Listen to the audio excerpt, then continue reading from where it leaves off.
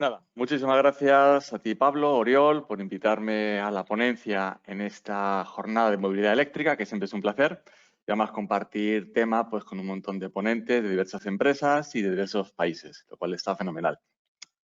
En mi caso, soy el último ponente, imagino que ya estaréis cansados, con lo cual voy a intentar ser breve. Aparte es un tema un poquito más técnico, ¿no? Aunque intentaré enlazar con lo que hemos hablado de vehículo en general y también sistemas de recarga. Y en este caso vamos a hablar de refrigeración de baterías de tracción. En concreto, lo que vamos a ver es el objetivo de por qué necesito refrigerar un pack de baterías. Os comentaré los dos tipos fundamentales de refrigeración que actualmente montan los principales fabricantes de vehículos y luego haremos unas pequeñas notas acerca de la simulación térmica del pack de baterías para conseguir un buen funcionamiento cuando la batería se empieza a calentar, ya sea en descarga, es decir, moviendo el vehículo, o ya sea en carga, que también es importante esa situación.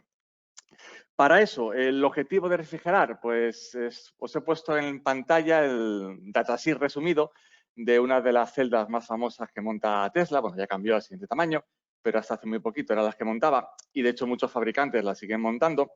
Y en ella lo que quiero mostraros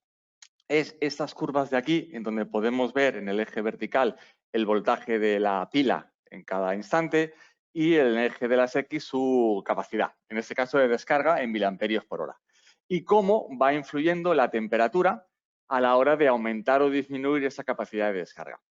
Concretamente, a medida que desciende la temperatura, voy disminuyendo la capacidad de carga de la batería, de manera que al final, por mucha capacidad que yo pueda tener, imaginaros esos 60 kilovatios hora de media que puede tener una batería de un vehículo eléctrico, a medida que baja la temperatura, voy disminuyendo esa energía almacenada, que por tanto lo que hago es disminuir la autonomía del vehículo. Eso lo que me obliga es a calentar la batería en aquellas situaciones en las que esté demasiado fría para poder tener toda la energía disponible en su interior. Pero por otro lado, que no se ve aquí, los fabricantes siempre dan la capacidad de descarga hasta una cierta temperatura. Fijaros que aquí hablamos ya hasta 40 grados, en donde tengo el máximo de capacidad, con lo cual vemos la tendencia que a medida que voy aumentando la temperatura de funcionamiento de la celda, esa celda es capaz de darme mucha más intensidad de descarga. Pero tiene la contrapartida grave además, que lo que voy a generar a elevadas temperaturas es una fatiga térmica muy grande en la celda que puede provocar tres cosas. O una disminución paulatina de su capacidad, de manera que del 100% de amperios hora disponible me va a ir bajando progresivamente ese porcentaje. A modo de nota, normalmente los fabricantes de vehículos consideran que cuando disminuyas un 70% la capacidad de la batería ya no serviría para vehículos, sino que tendría que ser sustituida. Y es cuando entra ahora también pues, todo el tema del reciclaje y segundo uso de la batería para temas fotovoltaicos y demás. Y por otro lado, el problema que voy a tener es que si caliento en exceso esa celda, puedo llegar a generar una explosión como consecuencia de una generación de gases importante en el interior de esa celda. Con lo cual,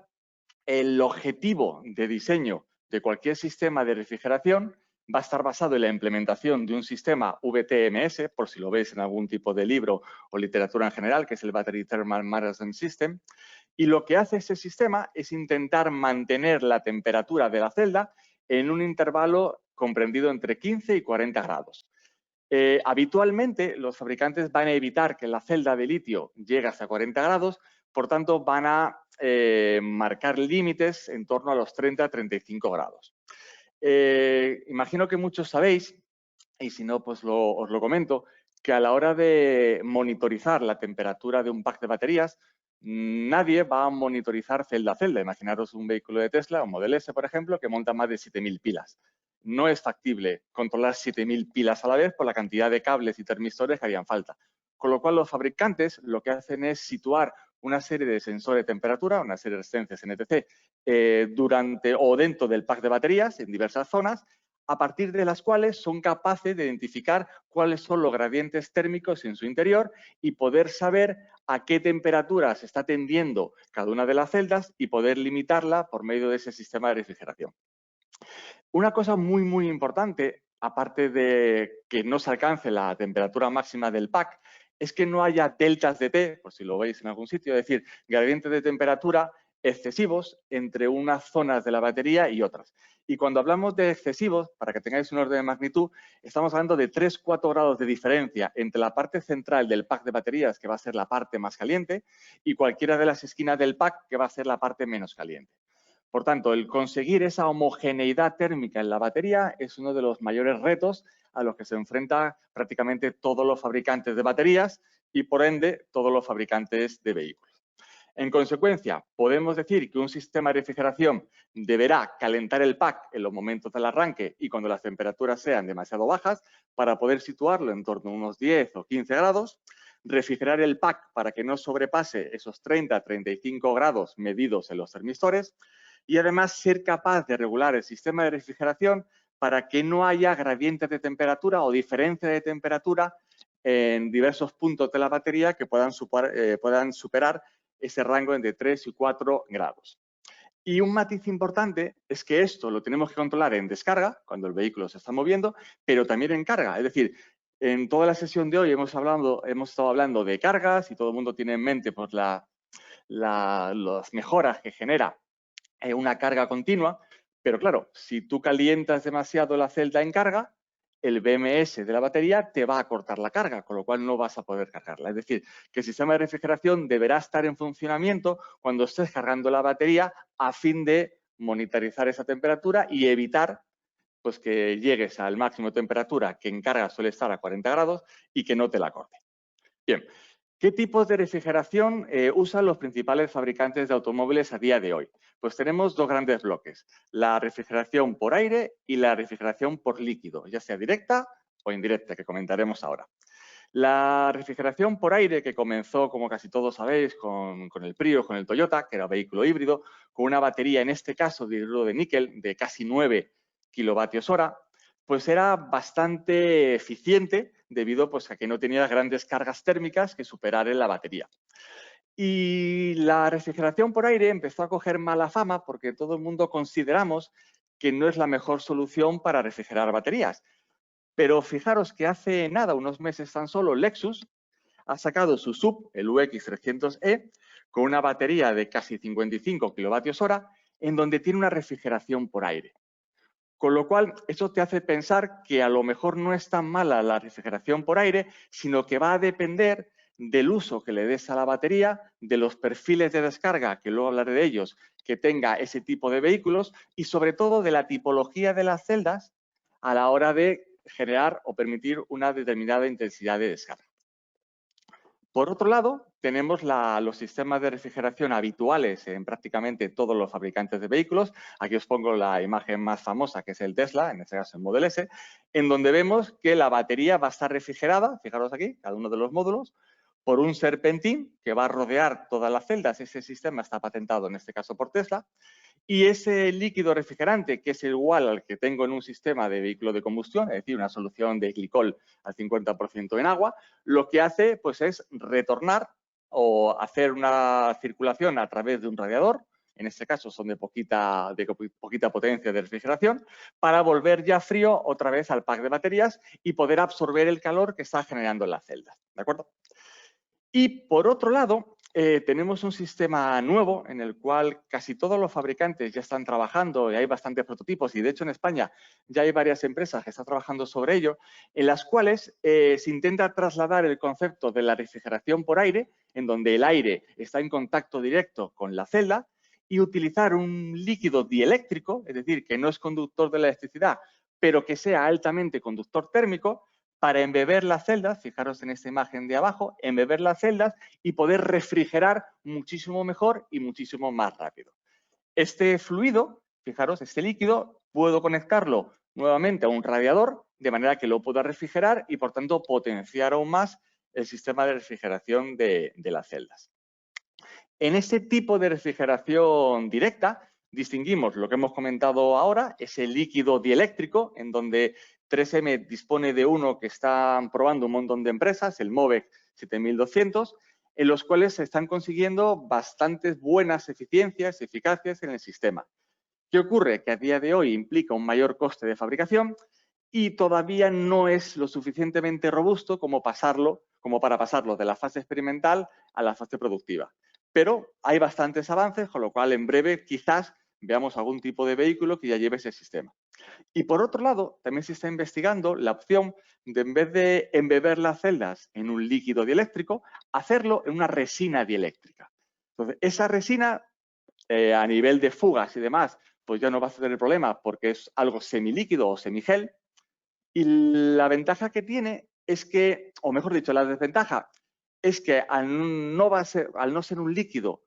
no va a recircular, al no ser un líquido no va a absorber tanto ese calor, con lo cual no vamos a utilizarlo para poder refrigerar como hacemos con el líquido dieléctrico, sino cuando tú tienes una batería en la cual los gradientes de temperatura o la temperatura máxima que se alcanza en función de ese perfil de conducción es asumible y no te hace falta montar un sistema circulatorio por agua. Si tú colocas una resina, lo que generas es que el calor se transmita rápidamente a todos los puntos de la batería y logres homogeneizar la temperatura dentro del pack sin tener que refrigerar para extraer una gran cantidad de calor, con lo cual el coste y el mantenimiento se minimizan bastante. A la hora de decidir qué tipo de refrigeración es la más adecuada a cada vehículo, porque no tiene por qué ser siempre la refrigeración por agua convencional la más eficiente para cada vehículo, puede que te funcione, pero a lo mejor no lo necesitas. Lo que se hace, lo que hacen los principales fabricantes de baterías, y es un punto crítico y que aporta valor realmente en una empresa que se dedique a esto, es la simulación térmica del pack de baterías. Esto consiste, grosso modo, en un cálculo CFD, en los cuales voy a tener dos inputs fundamentales, que es, por un lado, el modelo térmico de la celda y, por otro lado, el modelo térmico del circuito de refrigeración y de la carcasa del pack. Ese modelo térmico de la celda lo que significa es que la celda va a ser un generador de calor y esa generación de calor va a depender de la intensidad de descarga o de la intensidad de carga, dependiendo de la situación en la que me encuentre. Por tanto, en función de esa capacidad o esa intensidad de descarga, voy a generar unos ciertos vatios de calor. Esos vatios multiplicados por el número de celdas me van a generar unos kilovatios de calor que yo voy a necesitar refrigerar, siempre y cuando pues, yo alcance en la celda una temperatura que no sea admisible. Lo normal en estos casos es que se haga dos fórmulas o dos formulaciones diferentes. Por un lado, que yo sea capaz, vía información por parte del fabricante de la celda, de generar un modelo de la pila, de la celda, en base a resistencias, donde cada una de las resistencias va a implicar los distintos fenómenos de la reducción de oxidación en el interior, más el trasiego de calor, más la intensidad que por efecto Joule se convierte en calor, de tal manera que yo al final llegue a una resistencia global de la celda que multiplicado por el cuadrado de la intensidad de descarga o de carga me genere calor,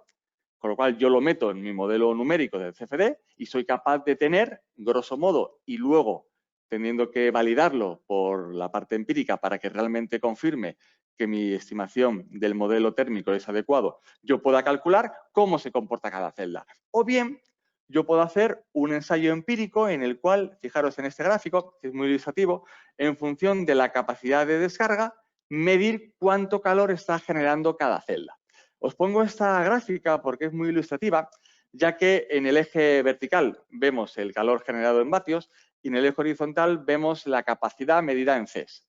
Entonces, es un dato muy interesante que fijaros, a 1C, que suele ser la capacidad estándar de cualquier celda, yo estoy generando menos de un vatio de calor. Y en cambio, cuando yo estoy en torno a 1,75 o 1,80 Cs de descarga, estoy generando 2 vatios de calor. Con lo cual, con estos datos yo puedo hacer una estimación rápida de cuántos vatios o cuántos kilovatios, en este caso de calor, van a generar todas mis celdas dentro del módulo de la batería y poder implementar mi sistema de cálculo para ver cómo se transmite por conducción y por convección ese calor. Bien, una vez que yo tengo claro el modelo a seguir, lo más importante, y es donde aquí marca también mucho la diferencia cada tipo de empresa, tengo que definir el perfil de descarga. Es decir, cómo o qué tipo de circulación o qué tipo de perfil de conducción va a tener el coche que yo voy a diseñar. No es lo mismo un vehículo urbano a una furgoneta de carga, no es lo mismo un vehículo para los fines de semana o no es lo mismo una moto. Es decir, yo lo que tengo que tener muy claro como objetivo de diseño a la hora de desarrollar un vehículo eléctrico es cuál va a ser su uso. Y por tanto, debo optimizar mi pack de baterías, no solo la química, la forma y la distancia entre celdas junto con el pack a ese tipo de perfil, sino también el sistema de refrigeración. Por tanto, ¿qué hacen los fabricantes? Pues lo que hacen es definir una serie de perfiles de conducción en los cuales ese tipo de vehículo que están diseñando, en base a la experiencia que ya tienen de años y años de venta y reparación de vehículos, pues ya saben más o menos por estadística cuáles son los perfiles que necesitan. Algo muy socorrido que podéis hacer que podemos hacer cualquiera de nosotros, es acudir al famoso ciclo WLTP, en el cual para un vehículo eléctrico lo que se emplea es para calcular o el consumo en kilovatios hora a los 100 o al fin y al cabo la autonomía de ese vehículo. Ese ciclo tiene la ventaja de que te va a establecer varios perfiles de conducción que estadísticamente se han ido tomando durante muchos años en conductores europeos y, por tanto, te va a decir, fijaros en este ejemplo de uno de los ciclos de este reglamento, en el eje X tengo el tiempo y en el eje Y tengo la velocidad. Por tanto, teniendo tiempo y velocidad, yo soy capaz de calcular la aceleración que necesito en cada momento, el espacio recorrido, la fuerza de tracción y si sigo subiendo en la formación matemática, la potencia requerida por los motores para poder seguir ese ciclo de conducción. ¿Eso qué significa? Que si yo conozco la potencia que mis motores tienen que suministrar al vehículo para poder seguir el ciclo de conducción que yo quiero, es inmediato calcular la intensidad de descarga que necesita mi batería suministrar al motor para poder seguir este perfil. Por tanto, yo puedo definir para mi vehículo, ya sea por el ciclo WLTP o por la base estadística que tenga ese fabricante, yo puedo definir unos perfiles de descarga en amperios de esa batería en función del tiempo. Fijaros, aquí os propongo, os muestro un gráfico en los cuales en el eje X tengo el tiempo, en el eje de la derecha tengo la corriente de descarga de la batería, que es el color naranja y en este caso mide negativo cuando estoy suministrando intensidad. Y en el eje vertical del lado izquierdo, pues tengo los kilómetros por hora que voy siguiendo en este perfil de descarga. Con lo cual, con estos perfiles, yo ya sé la intensidad que circula por el pack, puedo calcular la intensidad que necesita suministrar cada una de las celdas que conforman ese pack o que conforman cada uno de los módulos y, por tanto, yo soy capaz de simular qué calor está generando el pack de baterías. Ese calor que genera cada una de las celdas colocadas geométricamente en la forma que esté ensamblado este pack y sabiendo cuál es la morfología de los holders que sostienen cada una de las celdas, el tipo de refrigeración que yo voy a implementar vía aire, vía agua y los serpentines que yo tenga en su interior y luego el material de la carcasa que habitualmente suele ser en la aleación de aluminio, yo puedo simular cuál va a ser el comportamiento térmico de ese pack. Y no solo eso, sino me va a permitir poder definir qué umbrales de funcionamiento, qué valores de intensidad máxima durante cuánto tiempo yo puedo permitir en mi vehículo para evitar que la celda se caliente. Y de esta manera, cuando yo tengo un gradiente de temperatura que empieza a superar los 32 grados, por ejemplo, yo pueda tener un programa implementado en mi unidad de control de motor en el cual, o por medio de la unidad de control de vehículo eléctrico, por el cual yo empiezo a limitar la intensidad de descarga porque sé que como siga ese umbral de intensidades, me va a aumentar la temperatura y mi sistema, a lo mejor, de refrigeración no va a ser capaz de cumplir con su cometido. Por tanto, a la hora de decidir qué tipo de sistema de refrigeración necesita mi batería, yo lo que debo hacer es precisamente esto, ver qué perfiles de descarga, qué perfiles de conducción yo voy a tener en mi vehículo y en función de eso intentar calcular qué rango de valores de refrigeración yo voy a necesitar en mi vehículo y empezar a pensar, si me interesa montar un sistema de refrigeración por aire en el cual voy a tener una turbina de aire, como veis aquí en cualquiera de estos dos ejemplos, del Lexus, aquí tenemos la turbina por un lado y aquí tenemos en el Toyota por el otro lado, esa turbina y un sistema de tuberías que van a recircular por el interior del pack de baterías y finalmente van hacia el exterior, o bien irme a un sistema convencional de este tipo de refrigeración por agua glicol que ya está perfectamente establecido en vehículo de combustión y que resulta bastante económico porque se utilizan los mismos componentes. Pues, señores, hasta aquí mi intervención y espero que os haya quedado más o menos claro la fórmula que tienen los fabricantes de definir el sistema de refrigeración y poder discriminar, pues, oye, en qué momento me puede interesar agua, líquido o cualquier otra solución. Muchísimas gracias.